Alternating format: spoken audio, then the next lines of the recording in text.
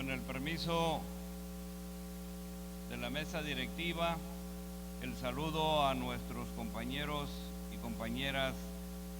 diputados de esta legislatura, a los medios de comunicación y al público en general que nos honra con su presencia. Bienvenidos sean todos ustedes. Voy a decir una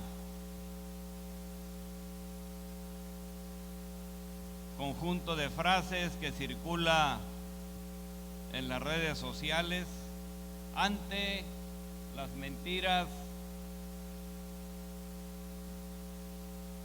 y sofismas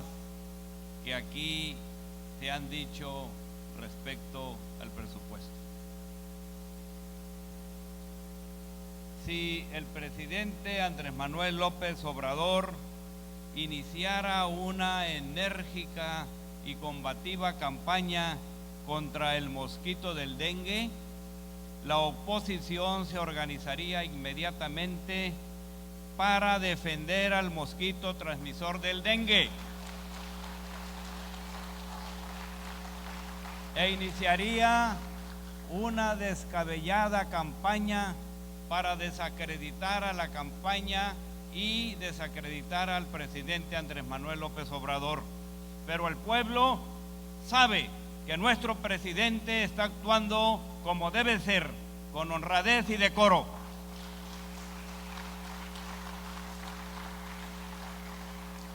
Y que tiene puestas las miras en ayudar siempre al que menos tiene. Inicio la lectura de hoy. Al llegar a la presidencia de la República Felipe Calderón, el desgaste del sistema político venía convirtiéndose en un problema muy serio. Por convertir este señor la llamada guerra contra el narcotráfico en una calculada simulación para alcanzar la certificación por parte del gobierno de Estados Unidos, a un tema para legitimar su fraudulenta llegada a la presidencia de la República. A solo 10 días de tomar posesión, de ese cálculo político frío y cruel dependió la conformación de una legitimidad no obtenida con el voto popular y heredó en buena parte una óptica belicista, aún compartida en buena parte por la derecha mexicana y extranjera. A pesar de que tras su llegada al poder la tasa de homicidios se encontraba en 8 de cada 100,000 habitantes, luego de haber alcanzado 19 homicidios en esa misma proporción para 1992, la insensata y criminal puesta en escena arrancó los primeros años con 70,000 víctimas mortales, terminando por llegar a que el gobierno federal dejara de contar los muertos, considerándolos tan solo como daños colaterales de una insensata guerra. El cúmulo de acusaciones por violaciones a los derechos humanos y la escalada de violencia que vivió el país dieron inicio a una pesadilla que enlutó a nuestra patria y generó además una crisis humanitaria con acusaciones de violaciones por parte de militares, de maestros asesinados al ser confundidos con narcos en Sinaloa, a niños muertos en carreteras de Tamaulipas tras una lluvia de balas, o de criminalizar a los jóvenes estudiantes asesinados en Monterrey tras ser confundidos por los militares. Tras 2 sexenios de esta estrategia fallida, las voces que hoy reclaman firmeza ante lo ocurrido en Culiacán, Sinaloa, el pasado jueves 17 de octubre, y acusan de falta de valor a un presidente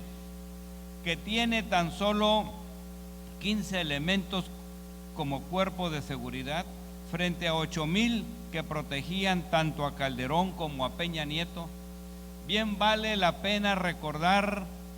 la herencia de muerte de esos años, que llegó a 200,000 homicidios en un país en el que la vida y la esperanza perdieron cualquier importancia para quienes nos gobernaban. Lo peor de esta fallida guerra es quizá, como he dicho, que fue una puesta en escena, donde en el fondo también habían vínculos entre el poder político, el poder económico y el crimen organizado. Así pues, ¿cómo? Tal como lo puso en evidencia durante el juicio a el señor Chapo Guzmán. La exposición de un ex socio del narcotraficante que presentó en la Corte de Estados Unidos, en que en declaración jurada afirmó que luego de que Peña Nieto llegara al poder,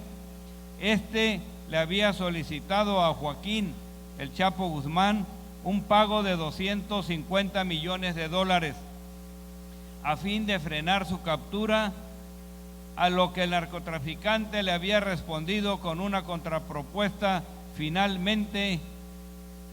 aceptada, en el que solo le entregó $100 millones. Esta información está consignada en documentos oficiales en las Cortes de Estados Unidos y en la prensa también estadounidense y la prensa mexicana. No es invento de nadie, hay testimonios oficiales de este hecho. Y estos datos, al igual que aquellos que involucran a ex socios de los Beltrán Leiva otorgando igualmente sobornos a Felipe Calderón, forman parte de los procesos que se han presentado ante la Corte y que permiten confirmar no solo lo inútil, sino lo criminal y perverso de una trama en la que las vidas humanas solo forman parte de estadísticas de muertos, heridos y desaparecidos. Y esta historia y esta exposición, a la que deben sumarse los testimonios de los cerca de 2,000 armas que cruzaron la frontera hacia México con el conocimiento de la autoridad estadounidense, terminaron en posesión de los grupos criminales, en las que permite entender la imagen en una calle de Culiacán en la semana pasada, donde un sicario accionaba una ametralladora, según las declaraciones periodísticas y de expertos, una ametralladora Barrett calibre 50, capaz de perforar autos blindados y derribar helicópteros en un enfrentamiento con las fuerzas públicas a fin de presionar la liberación de Ovidio Guzmán, detenido horas antes. Esa historia la conocen muchos de ustedes. En esta compleja y terrible realidad que se debe buscar entender el desenlace del operativo, donde por vez primera se asumiera colocar en primer lugar la petición y la protección de la población antes de que el impacto publicitario que concita una detención de esa naturaleza. Se terminó la búsqueda de obtener un triunfo por la vía de la violencia frente a una industria transnacional de 600,000 millones de pesos anuales, en una guerra simulada en la que los gobiernos no solo negociaban tras negarlo, sino se asociaban, se convertían en cómplices y facilitadores de sus actividades, llevando al Estado a una guerra que solo multiplicaba la violencia, con violaciones a los derechos humanos y ejecuciones extrajudiciales. Bien dice el presidente Andrés Manuel López Obrador que es muy fácil pedir violencia y más violencia cuando se trata de convertir lo sucedido en Culiacán en un tema donde se exige que se muestren los pantalones de parte de los que siempre se han creído valientes, pero con los pantalones de otros. Tras los actos violentos vividos el jueves de la semana pasada en Culiacán, pocos saben que 140 familias de militares que vivían en la unidad habitacional 21 de marzo huyeron de aquel lugar y luego reubicados para su seguridad, a petición de los mismos soldados que habían participado en el enfrentamiento. Según declararon, por miedo a las represalias que nunca en la historia de aquella región habían sido registradas. ¿Cómo no pedir esto si tan solo un día antes había llegado a dicha unidad habitacional sicarios que habían realizado detonaciones al aire alrededor de ese complejo habitacional? Un día antes de lo que ocurriera, iniciando una balacera, alcanzando departamentos y vehículos aledaños para amenazar con gritos de las viviendas y asesinar a mujeres y niños si no liberaban a sus detenidos. Algunos medios extranjeros afirman que hubo videos de los por lo menos 6 militares detenidos con amenazas de ser asesinados, y en un caso de uno de los militares que descalzo y atado había sido ejecutado por un disparo en la cabeza. El saldo final del fallido intento por cumplir la orden de extradición contra el hijo de este delincuente fue de 8 fallecidos, un civil, un integrante de la Guardia Nacional, 5 agresores y un reo durante el motín que también tuvo lugar aquel día y que derivó de la fuga del penal. Es por ello, diputadas y diputados, que ciertamente en Culiacán se vivió la zozobra y el miedo, cuando las familias pudieron al fin encontrarse y abrazarse tras los lamentables sucesos, pero la mayoría pudo finalmente hacerlo en lugar de guardar luto y silencio y memoria por la pérdida de los seres queridos. Finalmente, la percepción cambia y se está o no en el lugar de los hechos, como lo prueban las encuestas hechas a nivel nacional, donde más de la mitad de la población coincidió que fue correcta la medida del presidente al liberar al delincuente. Al compararse estos hechos frente al 75% de las sinaloenses que afirman que la decisión tomada por el presidente de la República fue la correcta, porque más valían resguardar la vida de cientos de ciudadanos de Sinaloa que la vida de un delincuente. Quien no se acostumbra a permanecer en la comodidad y seguridad de sus oficinas blindadas, dando órdenes a otros que mataban y morían, ni siquiera deberían hoy atreverse a dar lecciones de moral y de valor frente a una tragedia que finalmente se evitó. Hoy que se avanza en serio contra la corrupción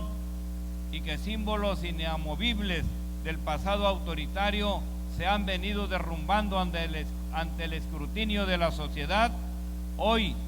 que el líder petrolero dejó su sindicato tras décadas de saqueo, o que un exministro de la Suprema Corte de Justicia tuvo que renunciar en medio de acusaciones de corrupción, hoy que por primera vez en la historia del país se atacan las finanzas de estos grupos, congelándose más de 5,000 millones de pesos, hoy es necesaria la revisión de los mecanismos y aspectos en que hubo errores y al fin de evitar que se repitan en el futuro. Pero la corrección es necesario en ocasiones dar paso atrás, que hubo que darlo, eso no hay duda, sino para salir y escapar de una lógica absurda de la muerte y la violencia y la otra parte a favor de la vida. Por ello, es que la decisión tomada por el Ejecutivo Federal no puede ser sino entendida y respaldada cuando no es resultado de indebidos acuerdos económicos y beneficios personales, sino forjada a partir del verdadero compromiso y amor a la patria, aún lastimada por el pasado reciente de corrupción y crimen, que requiere de su pueblo y de su confianza para acompañarnos todos a la construcción plena de la justicia, la paz y la libertad del pueblo de México. El grupo parlamentario de Morena, que me honro en coordinar, manifiesta su total y absoluto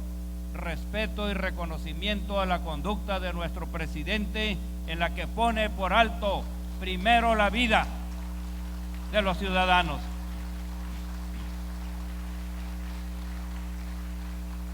Y desde luego que nos manifestamos contra la violencia, nos manifestamos por la paz y la justicia, nos manifestamos por un cambio verdadero, nos manifestamos por la transformación del país. Aquí la mayoría de los diputados comparten con nosotros esta idea. Vamos